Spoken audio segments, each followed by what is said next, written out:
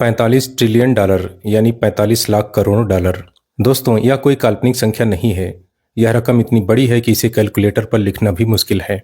अगर आज के दौर में देखा जाए तो यह रकम ब्रिटेन की वर्तमान जीडीपी से 15 गुना ज्यादा है। यह इतनी बड़ी रकम है कि इससे आज के अमेरिका को 2 बार खरीदा जा सकता है। हमें इतिहास की किताबों में पढ़ाया गया कि अंग्रेज भारत में व्यापार करने आए थे। वह हमारे देश में रेलवे लाए, कानून लाए। लेकिन क्या हो अगर मैं आपसे कहूं कि यह सब एक छलावा था, एक ऐसा पर्दा जिसके पीछे मानव इतिहास की सबसे बड़ी डकैती को अंजाम दिया जा रहा था। कोलंबिया यूनिवर्सिटी प्रेस द्वारा प्रकाशित प्रसिद्ध अर्थशास्त्री उत्सा पटनायक की रिसर्च ने दुनिया के सामने एक कड़वा सच रखा है। उनका कहना है कि सन 1765 से 1938 के बीच अंग्रेजों ने भारत से लगभग 45 ट्रिलियन डॉलर की दौलत लूटी। आज की वीडियो में हम उसी ग्रेट ब्रिटिश डकैती का विश्लेषण करेंगे। हम जानेंगे कि कैसे एक चालाकी भरे सिस्टम के जरिए हमारी जेब का पैसा निकालकर हम ही से हमारा सामान खरीदा गया। और अगर यह पैसा भारत में रहता तो क्या आज हम दुनिया की सबसे बड़ी महाशक्ति होते? चलिए जानते हैं। अंग्रेजों के आने से पहले 18वीं सदी की शुरुआत में भारत कोई गरीब देश नहीं था। हम दुनिया की औद्योगिक महाशक्ति थे।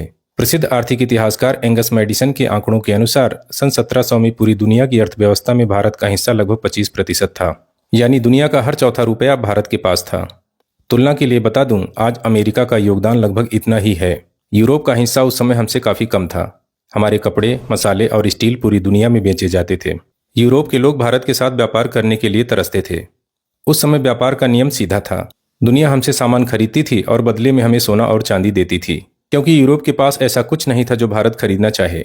सदियों तक दुनिया भर का सोना भारत में इकट्ठा होता रहा और हमें सोने की चिड़िया कहा गया।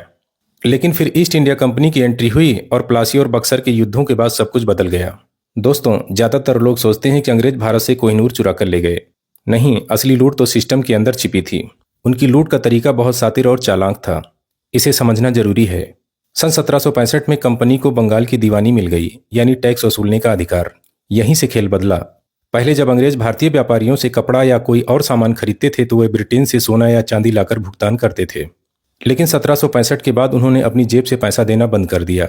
उन्होंने भारतीय किसानों और व्यापारियों से भारी टैक्स वसूला और उसी टैक्स के पैसे से उन्होंने भारतीय व्यापारियों से उनका सामान खरीदा। सोचिए, यह ऐसा ही है कि कोई चोर आपके घर आए, आपकी जेब से पैसे निकाले और फिर उसी पैसे से आपकी घड़ी खरीद ले। आपको लगेगा कि आपने व्यापार किया, लेकिन असल में आपने अपना सामान मुफ्त में दे दिया।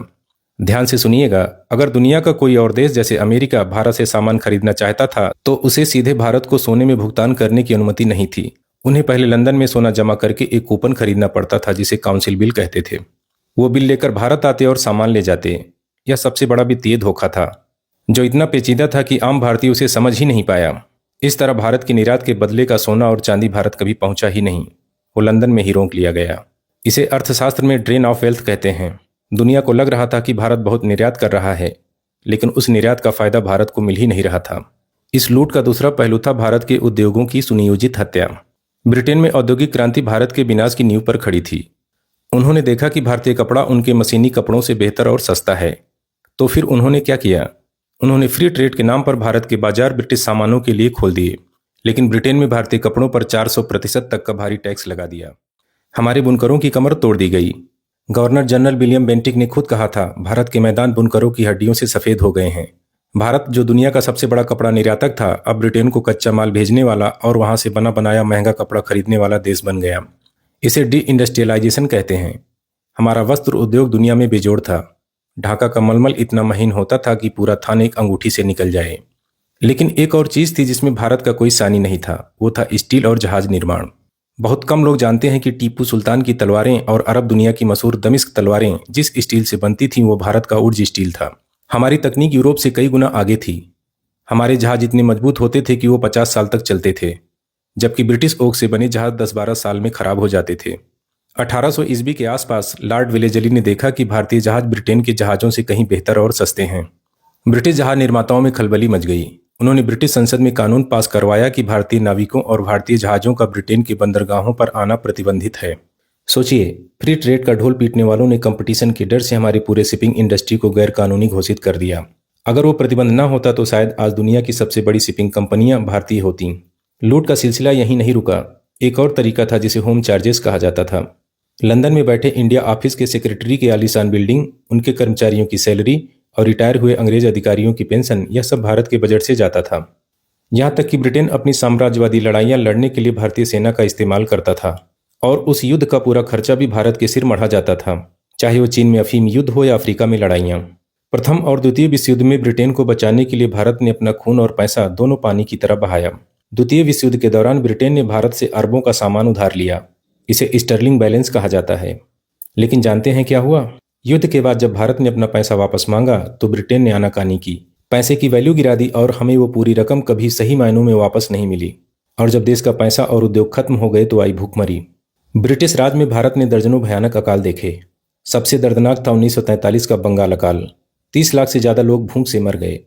यह हिटलर द्वारा मारे गए यहूदियों की संख्या के आधे के बराबर था, लेकिन इसके लिए किसी को कभी सजा नहीं मिली। उत्साह पटनायक का कहना है कि यह सिर्फ बैड लक नहीं था, यह एक सोची समझी नीति थी जिसे उन्होंने प्रॉफिट ओवर पीपल का नाम दिया। उस समय के ब्रिटिश प्रधानमंत्री विंस्टन चर्चिल ने भारत का अनाज यूरोप में अपनी सेना के लिए रिजर्व कर दिया था। जब उनसे मदद मांगी गई तो उनका जवाब था, अगर अकाल इतना बुरा है तो गांधी अभी तक मरा क्यों नहीं। यह कोई प्राकृतिक आपदा नहीं थी, यह एक मानव निर्मित नरसंहार था। दोस्तों, रेलवे का गुणगान बहुत किया जाता है, लेकिन याद रहे रेलवे का निर्माण आपके और मेरे घूमने के लिए नहीं हुआ था। रेलवे के दो ही मकसद थे, पहला भारत के कोने कोने से कच्चा माल बंदरगाहों तक ले जाना और दूसरा किसी भी विद्रोह को कुचलने के लिए ब्रिटिश सेना को जल्दी से जल्दी भेजना। रेलवे का निर्माण भारतीय करदाताओं के पैसे से हुआ, लेकिन उसमें निवेश करने वाले ब्रिटिश निवेशकों को गारंटीड रिटर्न दिया गया, यानी घाटा हो तो भारत का, मुनाफा हो तो ब्रिटेन का। और उन्होंने हमें सिर्फ आर्थिक रूप से ही नहीं, मानसिक रूप से भी गुलाम बनाया। 1835 में लॉर्ड मैकाले ने अंग्रेजी शिक्षा पद्धति लागू की। उनका मकसद साफ था। उन्होंने कहा था, हमें एक ऐसा वर्ग बनाना है जो रंग और रक्त में भारतीय हो, लेकिन अपनी पसंद, विचारों और नैतिकता में अंग्रेज हो। उन्होंने हमारे गुरुकुलों को नष्ट किया और हमें क्लर्क बनाने वाली शिक्षा दी, जिसका असर हम आज तक भुगत रहे हैं।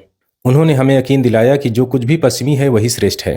अब आते हैं सबसे बड़े सवाल पर। जरा कल्पना कीजिए, अगर वो पैसा भारत में ही निवेश होता, या अगर हमारे उद्योगों को कुचला नहीं जाता बल्कि उन्हें आधुनिक मशीनों से लैस किया जाता, तो औद्योगिक क्रांति मैनचेस्टर में नहीं बल्कि बंगाल या महाराष्ट्र में हुई होती। यह 45 ट्रिलियन डॉलर तो मूलधन है। अगर हम इस पर मिलने वाले 200 साल के ब्याज को जोड़ लें तो यह रकम इतनी बड़ी हो जाती है जिसकी कल्पना करना भी मुश्किल है। इस पैसे से भारत में विश्व स्तरीय अस्पताल, विश्वविद्यालय और बुनियादी ढांचा बहुत पहले बन चुका होता। जापान ने 19वीं सदी में खुद को बदला और महाशक्ति बन गया क्योंकि उसके पास अपने संसाधन थे, परंतु भारत के संसाधन उससे छीन लिए गए थे। 1947 में जब अंग्रेज गए तो भारत की साक्षरता दर मात्र 12% थी और 90% आबादी गरीबी रेखा से नीचे थी। अगर यह लूट न होती तो शायद गरीबी शब्द इतिहास की किताबों में ही मिलता। इसमें कोई शक नहीं कि आज भारत अमेरिका और चीन को पछाड़कर दुनिया की सबसे बड़ी और सबसे उन्नत अर्थव्यवस्था होता। दोस्तों, इतिहास को बदला नहीं जा सकता। इस वीडियो का मकसद आज के ब्रिटेन के लोगों से नफरत करना नहीं है, बल्कि यह जानना है कि हमारे पूर्वजों ने क्या सहा है और हमारी असली क्षमता क्या थी। हमें गरीब देश कहा गया, लेकिन सच यह है कि हमें गरीब बनाया गया। यह 45 ट्रिलियन सिर्फ एक आंकड़ा नहीं है, यह उन करोड़ों भारतीयों की मेहनत, पसीना और खून है जो उस दौर में जिए और मरे। तमाम लूट और 200 साल के शोषण के बावजूद आज भारत फिर से उठ खड़ा हुआ है। हम दुनिया की 5वीं सबसे बड़ी अर्थव्यवस्था बन चुके हैं और तेजी से आगे बढ़ रहे हैं। हमारा इसरो चांद पर पहुंच चुका है, लेकिन हमें अपने अतीत की सच्चाई को कभी भूलना नहीं चाहिए ताकि भविष्य में कोई हमें फिर से गुलाम न बना सके। भारतीय सांसद शशि थरूर ने अपनी किताब इनग्लोरियस एम्पायर में सही कहा है, हमें उनसे मुआवजे की जरूरत नहीं है क्योंकि वे इसे चुकाने की औकात ही नहीं रखते। हमें बस एक माफी और इतिहास की सच्चाई की स्वीकारोक्ति चाहिए। आपका इस बारे में क्या सोचना है, कमेंट में अपनी राय जरूर बताएं। अगर आपको लगता है कि यह इतिहास हर भारतीय को एवं हर छात्र को पता होना चाहिए तो इस वीडियो को शेयर करें। इतिहास को याद रखें ताकि भविष्य बदला जा सके। और हाँ, चैनल को सब्सक्राइब करना ना भूलें। जय हिंद।